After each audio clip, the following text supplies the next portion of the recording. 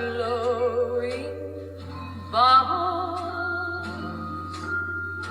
pretty bubbles in the air. Hey, it's Beth here, episode 658.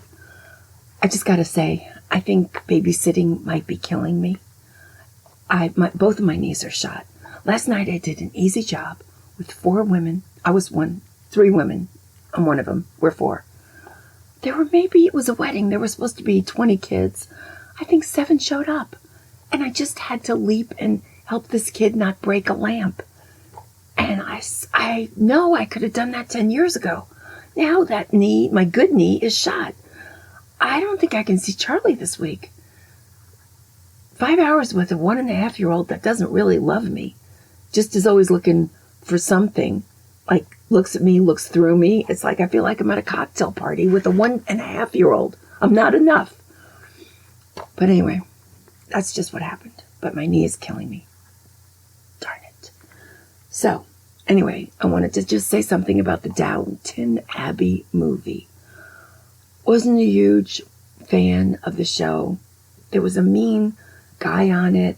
I watched an episode where the mother was pregnant and these 2 people that worked there put a bar of soap on the floor so she'd lose her baby. I was like, what's going on here? And then they keep those 2 people working there. I was like, I don't like them anymore. I can't watch it. But I picked the wrong episode to watch, just like with Game of Thrones, I watched The Red Wedding. Bad timing, all that. Not a huge Downton Abbey fan. They definitely roll their vowels. Their clothes were beautiful. One dress that Mary wore, which was red, she looked great. And the back of it, the detail was beautiful. And the home's beautiful, of course. But they didn't break a sweat. I mean, it was like sleepwalking. Downton Abbey fans will love it. So if you are one, go. Great. Enjoy it. Okay, now, this is what happened. I was talking to Debbie. Went over to her house. I have a glass of water. We have a ball. We talked about everything, including sealing wax and your stamp and how that made letter writing so amazing. Thank you notes, easy, because I had this. And I got the gold wax, and so did she. I couldn't imagine why anybody would get any other color. So, maybe we could do that with the girls to write thank you notes. But then I thought, in the middle of the night last night, you can't put them in the mail anymore because it ruins all the post office equipment. So I thought of a manila envelope. And then I thought, how did the manila envelope get its name? So I looked it up. And it's shocking because it was historically made from Manila hemp. Nice. It's a water-resistant fiber. No, but now they don't do that anymore. It's made of wood pulp. But anyway, that's where Manila, that one was in the bag. Scotch tape.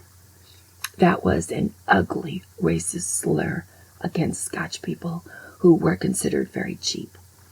So, the man who invented the product, Richard Drew, got all these complaints from people who said there was no adhesive on the edges of the tape and that he needed to go back to his Scotch bosses and tell them they needed to spend more money and make the Scotch tape less Scotch and more tape.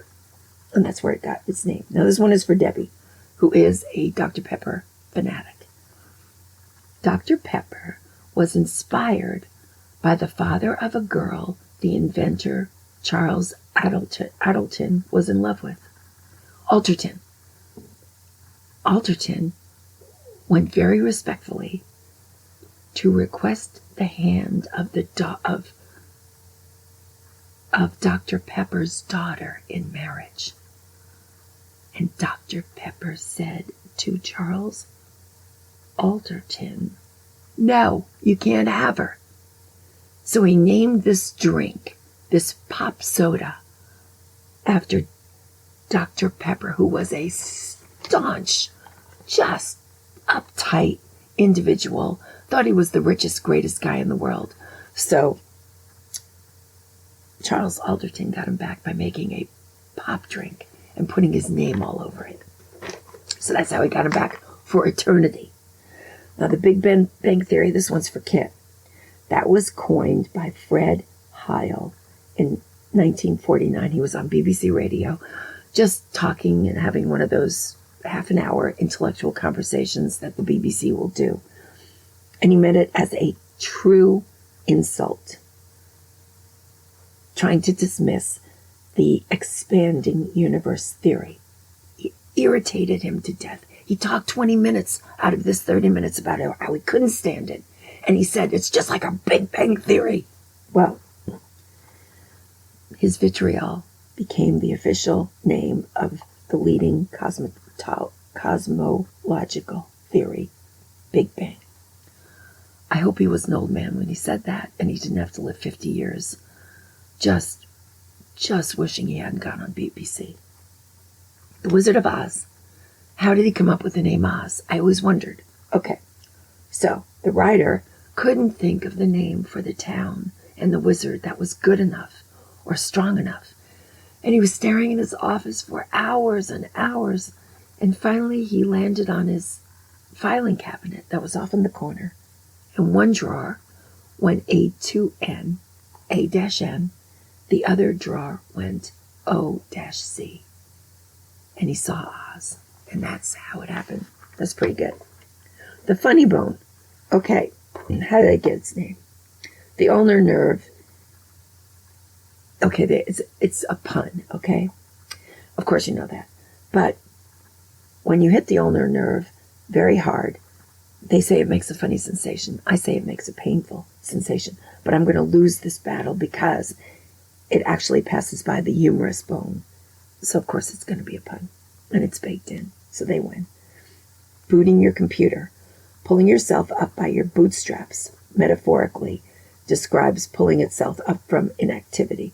That's how you boot. It comes from pulling up your bootstraps. That's amazing. Mountain Dew. Now this one, we should have guessed. The soda was originated in 1940 as a mixture, like a cocktail mixture for moonshine. And they called it Mountain Dew because it was always made in the mountains. I love it. Cobalt, that the German miners gave the element the name because cobalt was a fierce goblin. And they decided that cobalt was in all of their mines, and he was killing all of the miners with the lung disease. It came from a goblin. Okay, now this one's for David. Helm, Michigan. He happens to be in Michigan right now. He's a Michigander, is what he's called. Okay, there's two competing stories on how the town Helm, Michigan got its name. Okay, first one, more Germans. Two German travelers stepped out of their stagecoach. It was a bright and sunny day. They were like, so schön hell. And that means in German, so beautifully bright. Isn't that funny about the German language? I mean, everything. Their word for butterfly, it's not mariposa, it's like splat. Everything is not pretty in the German language. So the second theory on this one is another German comes to this town. There's Germans everywhere. In the stagecoach time, I guess. So he comes to this town. He's a really wealthy guy. And everybody comes out to meet him. Because he actually has luggage and finery. So they worship at his feet. And they go, hello, sir. We want to give you the honor of naming the town. Now, this guy was a malcontent. Completely malcontent. There was a kid who had a cough last night, too. Oh, God, please, no.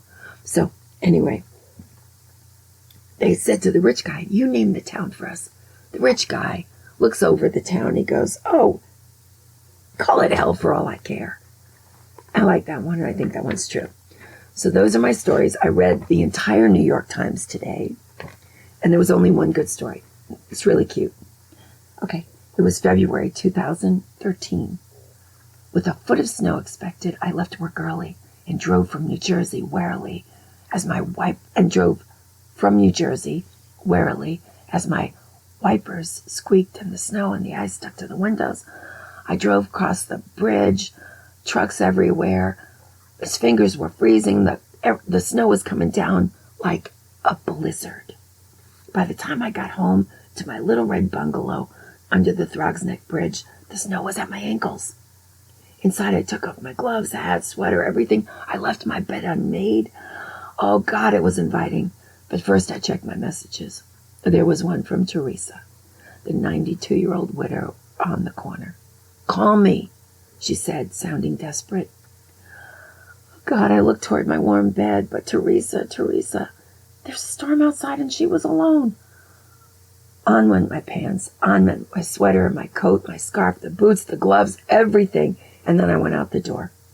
The snow was now 6 inches deep on the sidewalks, so I tottered down the street on the tire tracks in the middle of the road.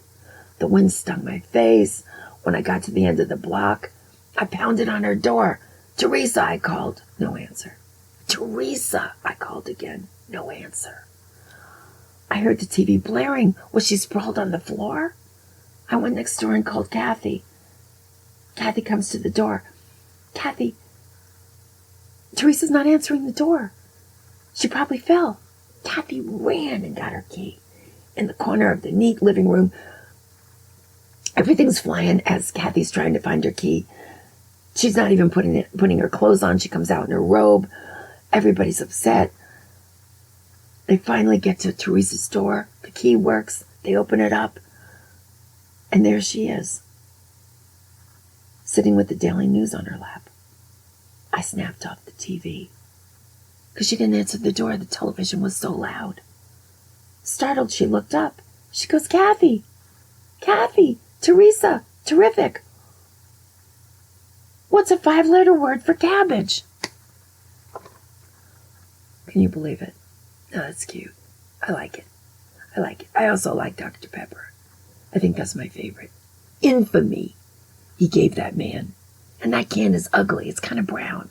Dr. Pepper all over it. Went all over the world.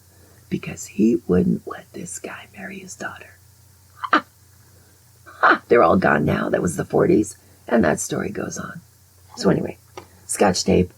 Yeah, I remember people saying things like that about being cheap or whatever. Not nice. So many Germans this week. I couldn't believe it. Wish me luck. On my knees. I want to babysit. I'm 71. I just don't want him to move around. I think I have to babysit people under 6 months old. Like 4-month-olds and younger. People that just will be on my lap. Maybe 3-month-olds. 2-month-olds. Newborns. Go into the hospital. NICU. Every Monday. Being with my newborns. And they just stay right on my lap. They're happy. I'm happy. I want to sit down. They want somebody to hold them in the same position for 2.5 hours. That's what I do best. I'm a sloth. I'm an immovable object. I gotta refine this. I gotta get it right. I gotta just be a baby whisperer, an infant baby whisperer before my knees, before I'm paralyzed. That's what I gotta do. So, anyway, wish me luck. It takes me 3 days to get out of these knee problems. Eventually, I guess I'm going to have a problem that I'm not going to get out of. And then where's Charlie going to be? So, wish me luck. I need to change my career, and I will be back. Thanks. They fly so high, nearly reach the sky.